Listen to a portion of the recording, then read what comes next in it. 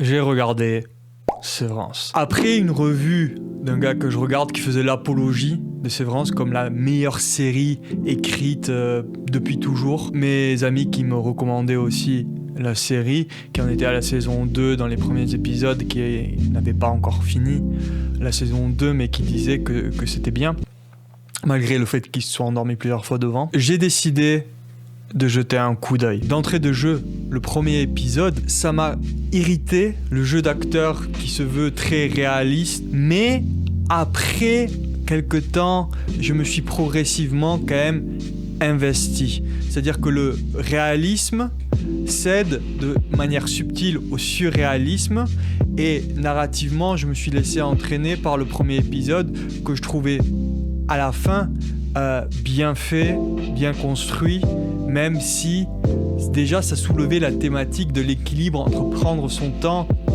et être ennuyeux. Peut-être que je suis trop habitué aux vidéos YouTube, à la MrBeast, où d'entrée de jeu, tu cries les enjeux de la vidéo. I am currently on an island infested with snakes! Ce que je trouvais bien, c'est que le surréalisme faisait écho à des vérités émotionnel, ce que je trouve le côté très le meilleur côté, le meilleur aspect en fait du surréalisme. On souligne certaines vérités, c'est pas juste une métaphore pourrie à la Coldplay où t'es là en mode ouais t'es comme un ciel rempli d'étoiles, tu vois. Et ce qui est fort dans ce surréalisme, c'est que c'est un peu un surréalisme à la Kafka, dans le sens où c'est une critique de la bureaucratie et du coup tout le monde peut s'y reconnaître. C'est une critique du monde du travail. Le fait de ne pas pouvoir partir, de devoir revenir pour faire des tâches qui paraissent insensées, pour au final être heureux ni dans ton travail ni en dehors. Je pense que c'est quelque chose qui fera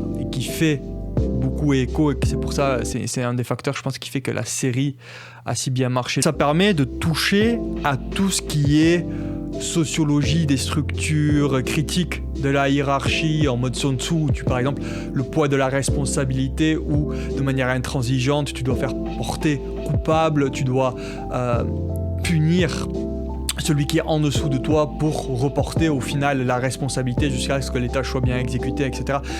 Tout ça, c'est quelque chose que les gens comprennent fondamentalement du fait de leur expérience, de leur vie, quoi. Et ça amène aussi à pouvoir insérer un peu de philosophie où je pense par exemple à un moment où on critique le fait d'utiliser des mots trop ésotériques, on va dire, voilà, pour illustrer en soi-même le propos. Finalement, d'empêcher le développement personnel par ce qu'ils appellent le besoin de grandir, le travail qui est censé t'élever, finalement t'abaisse. À la fin du premier épisode, j'étais donc assez admiratif en fait, parce qu'ils arrivent à bien construire l'épisode en lui-même, mais aussi à poser des buts au niveau de la saison, ce qui est souvent le problème avec ce genre de série un peu mystère, c'est qu'il n'y a pas trop de direction parce qu'on ne sait pas où on va. Maintenant, lorsqu'il s'agit du rythme, on peut faire quelques critiques. Une chose que la série fait bien quand même, c'est de revenir parfois à des scènes avec de nouvelles perspectives du point de vue de notre personnage. Ils le font dans le premier épisode, puis dans quelques épisodes aussi après. J'ai bien aimé ça. J'ai bien aimé des moments entre Turturro et Walken par exemple, qui partagent une scène. C'est quand même des acteurs qui sont bien établis, c'est cool de les voir jouer ensemble, et au final cette relation un peu homosexuelle qui se développe, j'ai trouvé qu'elle était franchement bien écrite, franchement bien faite. Il y a des moments d'intercut qui sont bien faits, c'est-à-dire que quand on arrive un peu à l'apogée des arcs des différents personnages, des moments qui juste sont psychologiquement importants mais pas forcément très dramatiques ou pas forcément très forts en soi intrinsèquement, ils arrivent à les mettre par un intercut, à les rendre tous plus forts, on va dire, à les multiplier plutôt que de les additionner même. Il y a des moments qui sont plutôt jolis. Moi j'aime bien quand on parle des cross dissolve, c'est-à-dire jouer avec l'opacité des images et pour voir l'image dans l'image quelque peu.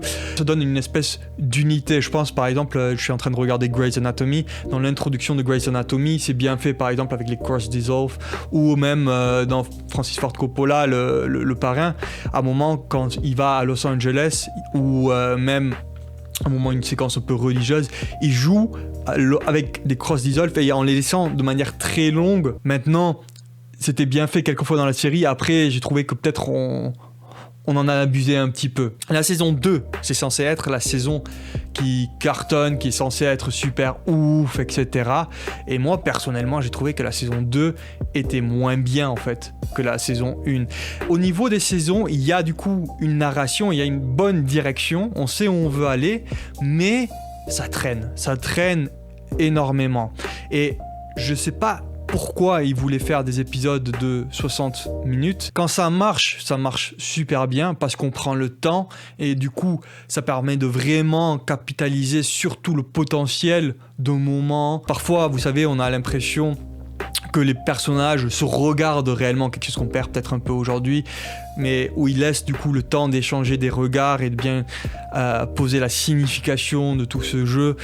Mais personnellement, j'aurais aimé que narrativement, ça avance beaucoup plus rapidement. C'est pas comme dans Lost, par exemple, une première saison où ils posent en fait les profils psychologiques des différents personnages, chacun son épisode, et ensuite, en fait, ils savent plus du tout où ils vont.